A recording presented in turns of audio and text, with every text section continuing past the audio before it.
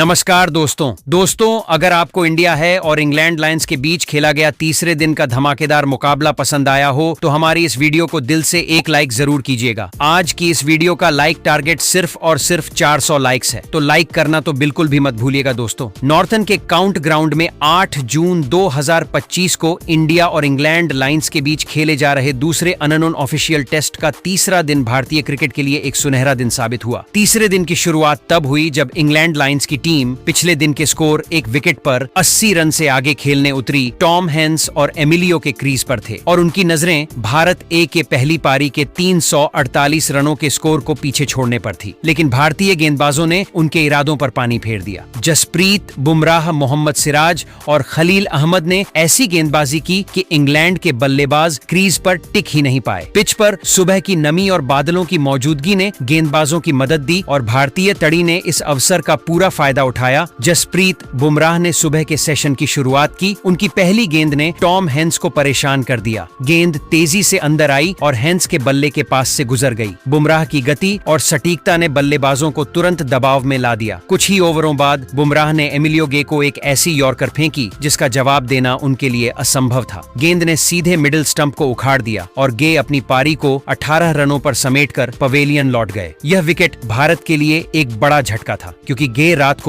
आत्मविश्वास से खेल रहे थे। बुमराह ने अपनी गति को बनाए रखा और रिवर्स स्विंग का जादू दिखाया। उनकी एक गेंद जॉर्डन कॉक्स के लिए मुश्किल साबित हुई। कॉक्स ने डिफेंड करने की कोशिश की लेकिन गेंद ने उनके बल्ले का बाहरी किनारा लिया और स्लिप में ध्रुव जुड़ेल के सुरक्षित हाथों में चली गई। बुमराह की यह गेंद इतनी शानदार थी कि दर्शकों ने तालियां बजाकर उनकी तारीफ की। बुमराह ने इसके बाद मैक्स होल्डन को भी अपनी गति से चकमा दिया। होल्डन ने एक तेज इन स्विंगर गेंद पर गलत शॉट खेला और गेंद उनके पैड पर लगी अंपायर ने बिना देर किए उंगली उठा दी और इंग्लैंड लायंस का स्कोर 100 रन से पहले ही 4 विकेट पर सिमट गया। मोहम्मद सिराज ने बुमराह के साथ मिलकर इंग्लैंड के बल्लेबाजों पर दबाव बनाए रखा। सिराज की गेंदबाजी में आक्रामकता और जुनून साफ झलक रहा था। उन्होंने टॉम हैंस को एक शानदार आउटस्विंग गेंद पर आउट किया। हैंस जो 40 रन बनाकर क्रीज पर जमे हुए थे, इस गेंद को ड्राइव करने की कोशिश में स्लिप में यशस्वी जाए सवाल को कैच दे बैठे। सिराज की यह गेंद इतनी सटीक थी कि हैंस के पास इसका कोई जवाब नहीं था। सिराज ने अपनी गति को बनाए रखा और शॉर्ट पिच गेंदों का भी इस्तेमाल किया। उनकी एक शॉर्ट गेंद ने जेम्स रीव को परेशान किया जो हुक शॉट खेलने की कोशिश में टॉप एज कर बैठे गेंद हवा में उछली और शार्दुल ठाकुर ने मिड ऑन पर एक शानदार कैच लपका। सिराज की यह आक्रामकता मैदान पर माहौल को गर्म कर रही थी और दर्शकों ने उनके हर विकेट पर जोरदार तालियां बजाई। खलील अहमद ने बाएं हाथ की तेज गेंदबाजी से इंग्लैंड के बल्लेबाजों को अलग तरह की चुनौती दी। उनकी गति और खतरनाक गेंदबाजी ने बल्लेबाजों को असहज कर दिया। खलील ने क्रिस वॉक्स को एक शानदार आउटस्विंग गेंद पर आउट किया। वॉक्स जो गेंदबाज के रूप में भारत को पहले दिन परेशान कर चुके थे, इस बार खलील की गेंद का शिकार बने। गेंद ने उनके बल्ले का बाहरी किनारा लिया और ध्रुव जुड़ेल ने एक शानदार ड्राइविंग कैच लपका। खलील ने इसके बाद फरहान अहमद को भी अपनी गति से चकमा दिया। उनकी एक तेज गेंद ने फरहान को बैकफुट पर खेलने के लिए मजबूर किया और गेंद उनके बल्ले का किनारा लेकर स्लिप में चली गई। खलील की गेंदबाजी में स्विंग और गति का शानदार मिश्रण था जिसने इंग्लैंड के निचले क्रम को कोई मौका नहीं दिया। भारतीय गेंदबाजों की इस तड़ी ने इंग्लैंड लायंस की पारी को लंच तक 253 रनों पर समेट दिया। इस दौरान जसप्रीत बुमराह ने 3 विकेट लिए जिनमें उनकी यॉर्कर और रिवर्स स्विंग ने इंग्लैंड के बल्लेबाजों को घुटने टेकने के लिए मजबूर कर दिया। मोहम्मद सिराज ने भी 3 विकेट हासिल किए और उनकी आक्रामकता ने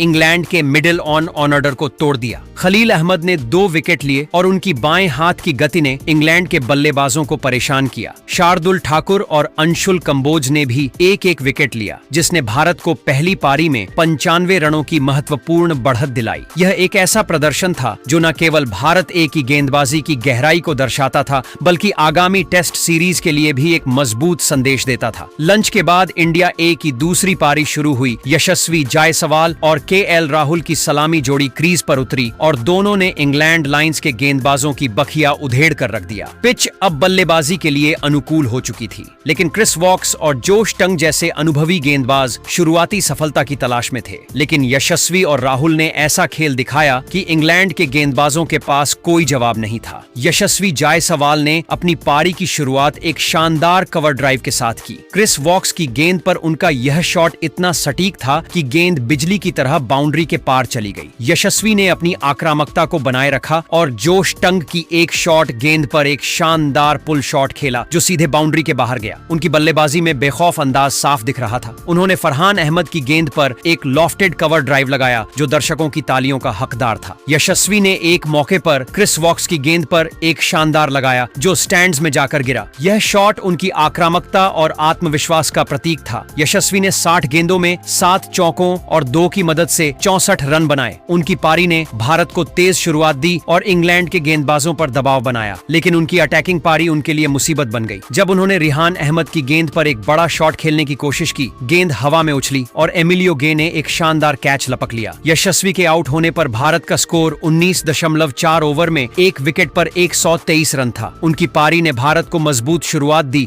और दर्शकों ने उनके आउट होने पर निराशा के साथ तालियां बजाई कि एल राहुल ने दूसरी तरफ से पारी को संभाल कर रखा। पहली पारी में शतक लगा चुके राहुल ने इस बार भी तांडव मचाकर रख दिया। उन्होंने शुरुआत में सावधानी बरती और क्रिस वॉक्स की गेंदों को सम्मान दिया, लेकिन जैसे ही उन्हें डीली गेंद मिली, उन्होंने अपनी कलाइयों का जादू दिखाया। जोश टंग की एक फुल लेंथ गेंद पर राहुल ने एक शानदार कवर ड्राइव लगाया जो उनकी तकनीक और टाइमिंग का शानदार नमूना था। राहुल ने फरहान अहमद की गेंद पर एक लॉफ्टेड कवर ड्राइव खेला जो बाउंड्री के पार चली गई। राहुल ने 90 गेंदों में 8 चौकों की मदद से 56 रन बनाए और दिन के अंत तक नाबाद रहे। उनकी पारी में एक खास पल था जब उन्होंने रिहान अहमद की गेंद पर एक शानदार फ्लिक शॉट खेला जो मिड विकेट के पास बाउंड्री के लिए गया। राहुल की बल्लेबाजी ने न केवल भारत को स्थिरता दी बल्कि यह भी दिखाया कि वे आगामी टेस्ट सीरीज के लिए पूरी तरह तैयार हैं। यशस्वी और राहुल ने पहले विकेट के लिए 118 गेंदों में 123 रनों की शानदार साझेदारी की। इस साझेदारी ने भारत को तेज शुरुआत दी और इंग्लैंड के गेंदबाजों का मनोबल तोड़ा। दोनों बल्लेबाजों ने एक दूसरे का शानदार साथ दिया और रन रेट को 6 रन प्रति ओवर के आसपास रखा। यशस्वी की अटैकिंग पारी और राहुल की बल्लेबाजी ने इस साझेदारी को खास बनाया। यशस्वी के आउट होने के बाद कप्तान अभिमन्यु ईश्वरन क्रीज पर KL राहुल का साथ देने के लिए आए। ईश्वरन ने सावधानी के साथ बल्लेबाजी शुरू की और दिन के अंत तक 20 गेंदों में 10 रन बनाकर नाबाद रहे। भारत ने दिन का खेल खत्म होने तक 35 ओवर में 1 विकेट पर 155 रन बना लिए, जिससे उनकी कुल बढ़त 231 रनों की हो गई। यह एक ऐसी स्थिति थी जो भारत को मैच में मजबूत स्थिति में ले आई। इंग्लैंड लाइंस के गेंदबाजों ने शुरुआत में कुछ अच्छे स्पेल डाले, लेकिन यशस्वी और राहुल की बल्लेबाजी ने उन्हें पूरी तरह बेबस कर दिया। क्रिस वॉक्स ने अपनी अनुभवी गेंदबाजी से कुछ दबाव बनाने की कोशिश की, लेकिन उनकी गेंदों को यशस्वी और राहुल ने आसानी से खेल लिया। जोश टंग ने भी गति के साथ गेंदबाजी की, लेकिन उनकी गेंदों में वह धार नहीं थी जो भारतीय बल्लेबाजों को परेशान कर सके।